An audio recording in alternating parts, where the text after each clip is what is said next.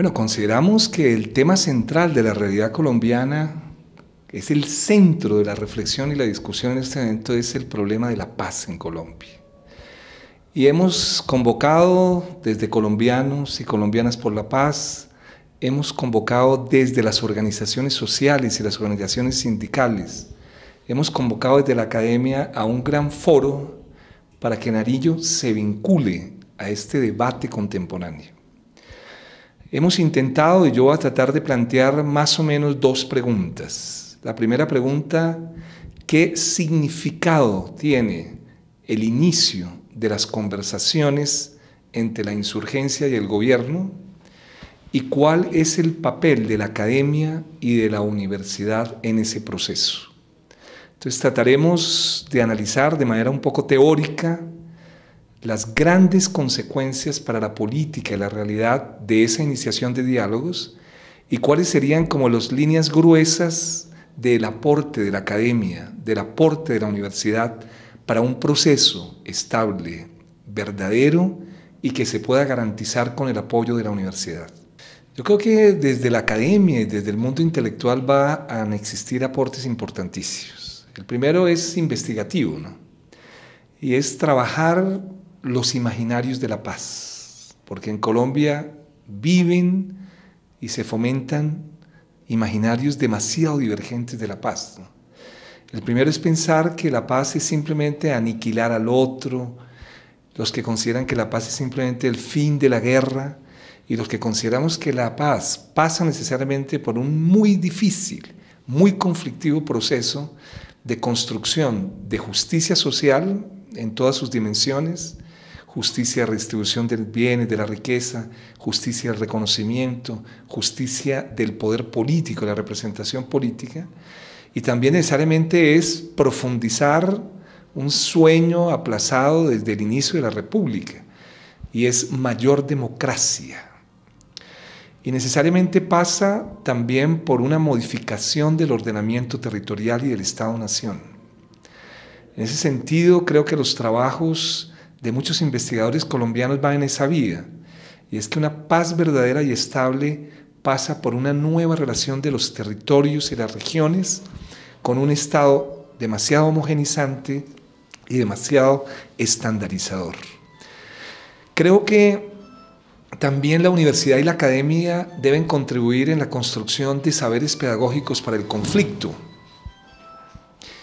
Y es que no podemos imaginarnos la paz como la abolición de las dificultades y del conflicto humano, todo lo contrario.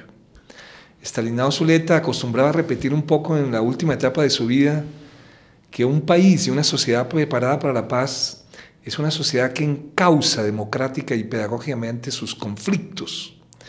Es reconocer que a mayor profundización de la democracia, más conflictividad en el campo de la dimensión humana, pero necesariamente existen estrategias pedagógicas, estrategias de carácter completamente filosófico también y pedagógico para encauzar de manera no violenta el conflicto. Consideramos que la universidad tiene aportes en el campo también de repensar la noción de ciudadanía, de repensar el tema de la democracia, de pensar problemas teóricos, digamos, profundos. Y habrá que hacer un consenso de las universidades regionales.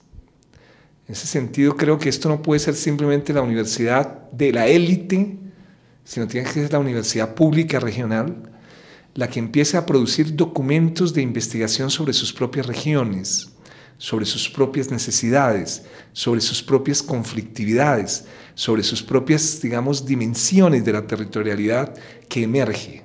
Y ese tipo de investigaciones que a veces quedan invisibilizadas tienen que empezar a aparecer en la mesa. La universidad tiene que también discutir la agenda. Y en ese sentido tenemos un debate muy profundo en el movimiento social colombiano de la existencia de dos agendas y cómo hacerlas convergentes, que son la agenda de la mesa, la agenda que está pactada luego de 65 reuniones, como lo expresó el presidente Santos, que lleva más o menos armándose cerca de 19 meses. Es decir, Los medios se informaron tarde y eso fue hasta interesante un poco en el proceso de construcción de esa agenda. Y la otra agenda, que es la agenda social, de las organizaciones sindicales, de las organizaciones de mujeres, de las organizaciones de víctimas, de las organizaciones de derechos humanos, etc. Necesitamos construir una agenda que no sea divergente, una agenda que pueda contener las promesas incumplidas y aplazadas del movimiento social y también la agenda del movimiento insurgente. Hay 3 temas que de todas formas aparecen de una manera clara en la agenda de la mesa, que son el tema, digamos, casi histórico de América Latina y Colombia, y es el tema del uso y la propiedad de la tierra, y todo el tema de la reforma agraria, el tema campesino, el tema de la ruralidad, el tema de los territorios y demás. Aparece necesariamente el tema de la democracia política, de la reforma política, del estatuto de la oposición. Aparece el tema del narcotráfico como un tema, digamos, transversal y que hace parte de la realidad cotidiana de las regiones en Colombia, y aparece el tema del sufrimiento, el tema de las víctimas, el tema del perdón, el tema de la reparación y el tema de la justicia. Puede que la agenda en la mesa no agote la temática, pero no es una temática irrelevante, es una temática que las universidades y las academias no solo tienen una producción bibliográfica profundísima, bastante desconocida, bastante poco comunicada, poco divulgada, sino además temas neurálgicos de la realidad colombiana. Tenemos que también introducir otros temas, pero ojalá las agendas no se vuelvan divergentes, sino de alguna manera sea una agenda que dé en la clave de la paz, pero al mismo tiempo exprese las voces tanto de los campesinos, de las mujeres, de los indígenas, de las víctimas, de los desplazados, etc. Digamos, un poco lo que está pactado en la agenda, que de todas formas, como acabo de expresar, son unas reuniones bastante largas, de muchos meses, y haber llegado a ese acuerdo de todas formas es algo virtuoso, hay que reconocerlo, hasta tal punto que el colombiano es tan sensato que si hace unos 7 u 8 meses no daba absolutamente ninguna esperanza a la paz, hoy el 77% de los colombianas y las colombianas quieren darle una oportunidad a la paz. Consideramos que no se pueden romper del todo las lógicas de lo acordado. Es decir, la lógica de lo acordado es que va a haber en la mesa, como representantes del gobierno y del Estado, 5 plenipotenciarios y 5 suplentes, y en la insurgencia 5 plenipotenciarios y 5 suplentes. Quiere decir que va a haber 5 principales y 5 suplentes. Y al lado, como está contemplado en el acuerdo, va a haber en las salas anexas al proceso 30 ciudadanos, colegas, intelectuales, que van a estar apoyando el proceso y necesariamente el apoyo de la internacionalización de la paz. Hay que decirlo de una manera ya nítida, este proceso ha tenido un apoyo internacional impresionantemente valioso. El haber escogido a Noruega como país me parece que es uno de los grandes aciertos, pero ya lo ha dicho el propio presidente, aquí han participado ex premios Nobel de la Paz, ex cancilleres de Israel, el importantísimo apoyo de Cuba, y dentro de poco Ecoediciones va a sacar un libro sobre el debate sobre la internacionalización de la paz, que ya he tenido el privilegio de leer la introducción de ese libro. Pero considero que a medida que el proceso lo vaya pidiendo, pues necesariamente en los 30 que están por fuera de la mesa, pues necesariamente llegarán las organizaciones de mujeres, las organizaciones académicas, las organizaciones de víctimas, las organizaciones de desplazados, y el propio documento en el preámbulo y en el numeral 6 lo contempla. Pero sí tenemos que ser muy serios y rigurosos, que no se trata de una especie de interferencia permanente a la mesa, para, digamos, copar lo que ya Felipe Zuleta Lleras en su columna del día domingo llama la lagartería de la paz. Y es una cantidad de personas que no han tenido nada que ver con esos procesos, que quieren aterrizar en paracaidismo en esos procesos. No. La verdadera agenda es la vinculación de las dos agendas. La agenda social del movimiento histórico sindical de víctimas, mujeres, desplazados, y la agenda que ya está pactada. ¿Cómo se debe hacer? Hay una serie de postulados que tampoco se van a poder violentar, digamos. Entre ellos, por ejemplo, uno, que todos lo conocemos, que es: nada queda pactado hasta que todo quede pactado. Y en ese sentido es un elemento que hay que respetar. El tema del cese al fuego y el cese de hostilidades está contemplado en el punto 3. De todas maneras está contemplado. No es que el documento no hable de él, habla de él. Sí, nosotros en general, todo lo que es el campo popular y el campo de las organizaciones sociales, consideramos que no es conveniente que se dé en medio de la sangre, las bombas, la guerra. No, consideramos que la sensatez de una negociación tiene que llegar un momento en que se diga o un cese al fuego o un cese a las hostilidades. Porque es clarísimo que eso puede deteriorar la agenda social y la agenda de la Mesa de La Habana. Entonces creo que hay una serie de medidas que hay que tener. Yo creo y estoy convencido que la experiencia de Noruega y Cuba es importante, porque han participado en procesos de paz en todo el universo, en Sudáfrica, en Irlanda, en América Latina, en Centroamérica. Entonces, no para que se vuelvan otros interventores de la mesa, pero en algunos momentos habrá que levantar la mesa para escuchar necesariamente las experiencias históricas de otras latitudes. Cuando hablamos de una agenda social para hacer una paz con justicia social, hay dos puntos que en todas las latitudes empiezan a ser ejes transversales de los procesos. Uno queda sorprendido, como decía yo en la Universidad de Nariño esta mañana, que en una ciudad norteamericana como Chicago, hace menos de una semana, 30,000 estudiantes, profesores, padres y madres de familia salieron a protestar contra un proceso de estandarización de la educación en Chicago.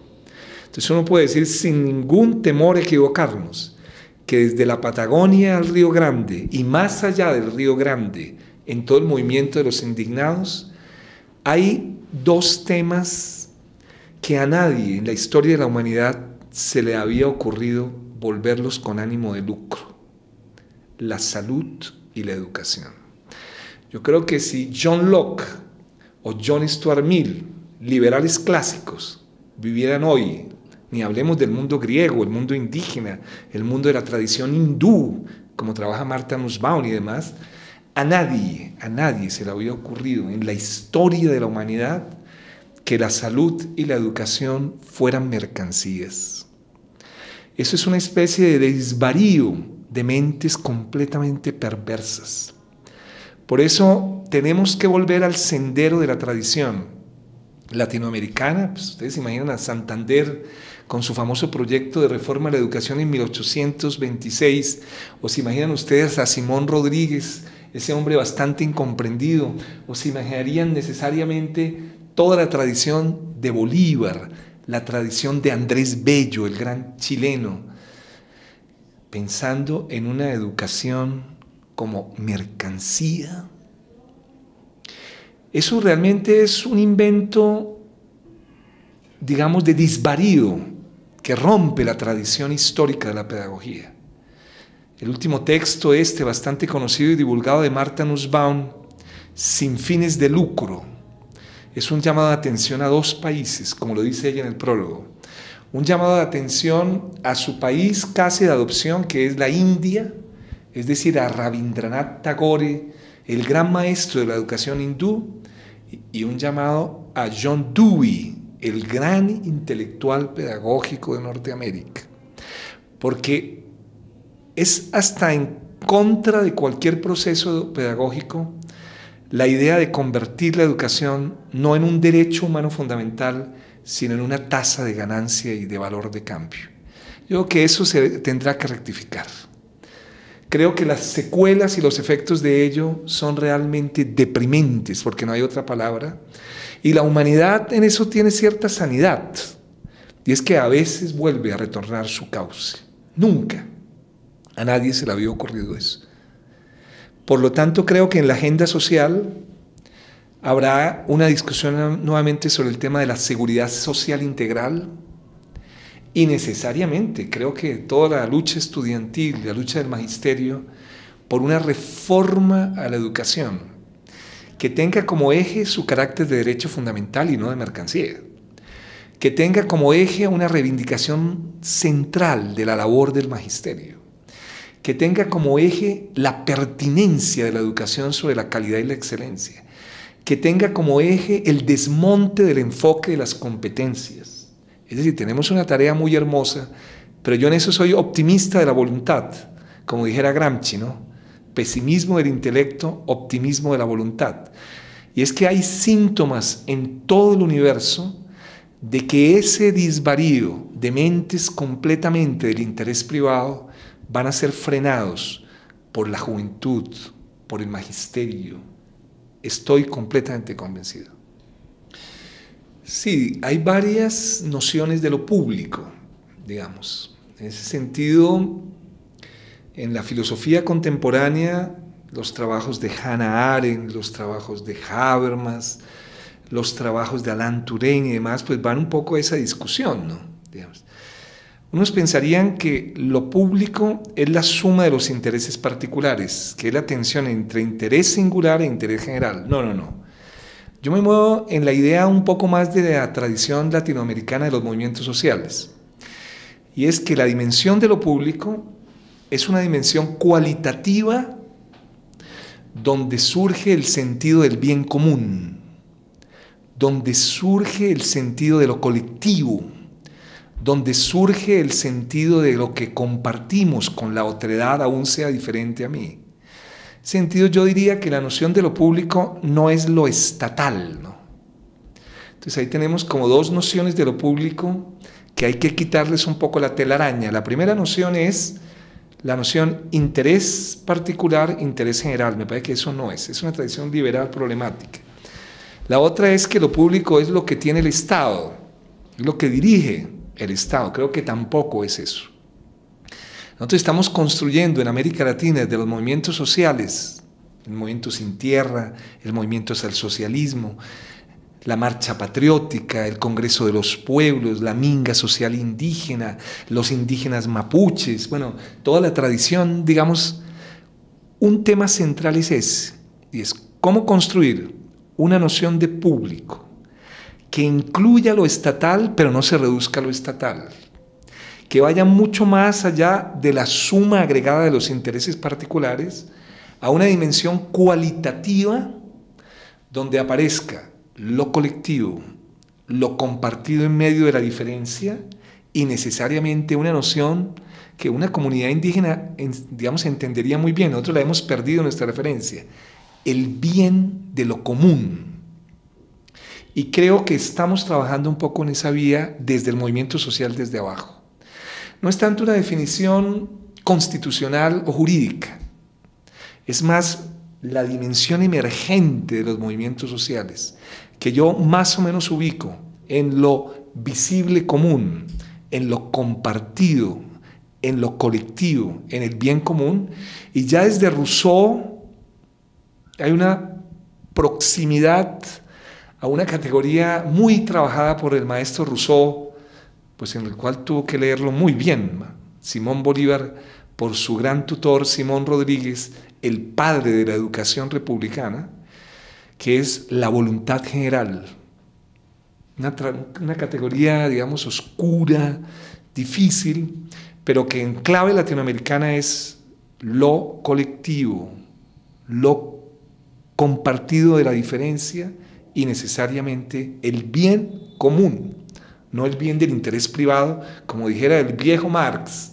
en El Capital, no las furias del interés privado. Entonces, si partimos de lo anterior, donde está el bien común, el buen vivir, lo colectivo, tenemos que cambiar de axiología y teoría ética.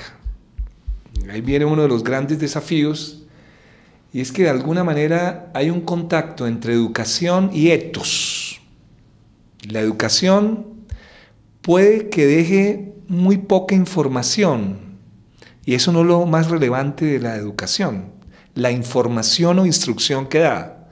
Lo básico, lo central, es que deja hábitos, costumbres, caracteres. En ese sentido, ethos y paideia están vinculados desde sus orígenes. Y es que hay que hacer una ética que piense mucho más en lo colectivo y el bien común que en el enriquecimiento privado, en la privatización de la naturaleza, en la privatización de la mercancía, salud, etc. Y tenga lo que algunos latinoamericanos han llamado, que me parece que va en una vía bastante interesante, las epistemologías del sur, una axiología del cuidado. Y es que hay que cuidar mucho más la palabra.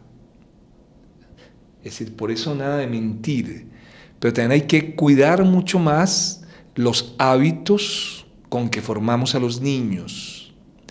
Y esos hábitos del respeto a la diversidad, del cuidado de la naturaleza, del respeto a su tradición cultural.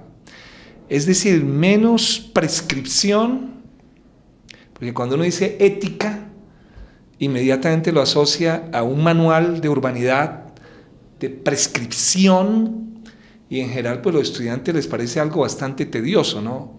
Clase de ética, me van a enseñar un nuevo código prescriptivo. No. La ética es cuidado de uno mismo y de los otros, cuidado de la naturaleza, cuidado de mi forma de hablar, cuidado de mi forma de saludar, cuidado de la palabra con que hablo yo, no agredir al otro con las palabras, no desconocer y discriminar con el lenguaje, etc. Entonces, mucho más la idea de ethos griego y no la idea esa prescriptiva de los códigos de urbanidad, y es me van a dar una nueva norma para yo tener la obligación de cumplirla. No. La ética es armonía con el otro, relación con la naturaleza, y no normas prescriptivas del obedecer. Y ese debate tenemos que hacerlo en el campo de la educación, ¿no? Porque han predominado las visiones más autoritarias de la ética, las visiones de los procuradores, las visiones de los que creen que ética es estar haciendo moralismo. El Hegel maestro decía, aquellos que todo el tiempo hablan de religión, de golpe son los más irreligiosos. Aquellos que todo el tiempo hablan de moralidad, de golpe son los más inmorales en su vida privada. No le creamos a la moralina. No le podemos creer a los que se sienten ángeles, porque el ser humano es demonio y ángel al mismo tiempo. Nosotros queremos un ser humano de carne y hueso, un ser humano que conozca sus limitaciones, que conozca sus virtudes. Todos los que estamos y estamos aquí arrojados en esta vida, no tenemos nada de ángeles. Somos seres que en algunas actuaciones de nuestra vida somos demasiado agresivos, demasiado incomprensivos. Y ese mismo ser que en algunas actuaciones es agresivo, indolente, a veces puede ser en otras el ser más filantrópico del universo. Entonces no debemos ir por el camino de la prescripción, de la moralina, sino por el camino del cuidado de nosotros mismos, el cuidado de la naturaleza, el cuidado del prójimo, el cuidado de los hábitos, el cuidado de la palabra, más por esa vía. Al cumplirse los 30 años del movimiento pedagógico, un movimiento que hay que evaluar, conocer y profundizar un poco más, y que no se vuelva simplemente una sigla vacía, ¿no? Creo que los maestros y maestras de Colombia está en la obligación de hacer una evaluación crítica del movimiento pedagógico. Y ante todo lo podríamos decir por los siguientes motivos. El primero, existe una especie de lugar común en la pedagogía latinoamericana y es una especie, como dice Adriana Puiggrós, una gran pedagoga argentina, de orfandad estratégica del movimiento de los maestros, comprendida ella como unos maestros que son buenos para oponerse, que son buenos para resistir, que son buenos para casi criticar todo, pero no tienen un pensamiento estratégico en educación, ¿no? Adriana Puiggrós ha trabajado mucho esa imagen en el sentido de cuáles han sido los factores que de alguna manera han llevado a esa especie de lugar común. Es que el maestro critica, se opone, pero no tiene un pensamiento estratégico alternativo, ¿no? Un nuevo modelo de sociedad, de pedagogía y demás. No puedo explicar todas las investigaciones de Adriana Puiggrós en esa vía, pero es muy interesante que el movimiento pedagógico, en el caso colombiano, con todas las limitaciones que pudo tener, es uno de los momentos donde el magisterio se plantea un proyecto de sociedad. No solo un proyecto de pedagogía, sino un proyecto de pedagogía y de sociedad. Y es lo que está pasando en todo el continente. Es un tipo de magisterio, no digamos lo que sea general, que empieza a volver a plantear la pregunta por la sociedad y la pedagogía de otro mundo posible. Y ese maestro está hablando ya de una idea que ha de todas maneras fomentado FECODE, que es el proyecto educativo y pedagógico alternativo. Hay un número de la revista de FECODE dedicado al PEPA, como lo conocemos familiarmente, donde se ve que se empezaron a dar los primeros pasos. Uno de los ejemplos más interesantes de América Latina es que quien hizo el nuevo modelo de educación y de sociedad fue el sindicato de maestros. Puedo mostrarles ese texto, que es un texto realmente, un documento magistral. Cuando el magisterio sindicalizado empezó a hablar de ese proyecto alternativo de sociedad, se le presentó a la Central Boliviana de Trabajadores y empezaron a hacer una convergencia hacia un proyecto alternativo de educación y sociedad. Nosotros en Colombia hemos dado tan solo las primeras puntadas. Hemos abandonado el lugar común de que el movimiento magisterial es solamente contestatario, que el movimiento magisterial es simplemente reactivo. No. El movimiento magisterial es un intelectual orgánico colectivo en el sentido de Gramsci. Pero esos primeros pasos que se empezaron a dar aún no han sembrado el árbol.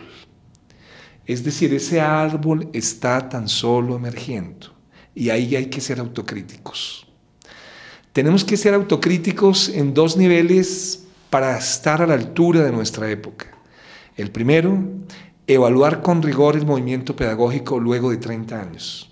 Evaluar sus virtudes y sus defectos. Y dos, a partir de él, que es un momento en que la academia universitaria se vuelve a encontrar con el magisterio de educación básica, que es una de sus virtudes, ¿no? Algunos se le han llamado la academización del movimiento magisterial de la educación básica, donde empiezan a aparecer Jorge Charún, empieza Carlos Augusto Hernández, Antanas, mi hermano Miguel, y empieza a aparecer un poco en todo ese proceso.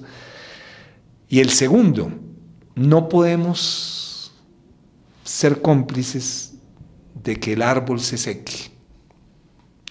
Necesitamos seguir en la vía, como lo hizo el movimiento magisterial de Bolivia, de que ese árbol se nutra del agua de la intelectualidad orgánica del magisterio de la educación básica. En ese número quedaron trabajos reflexivos interesantes.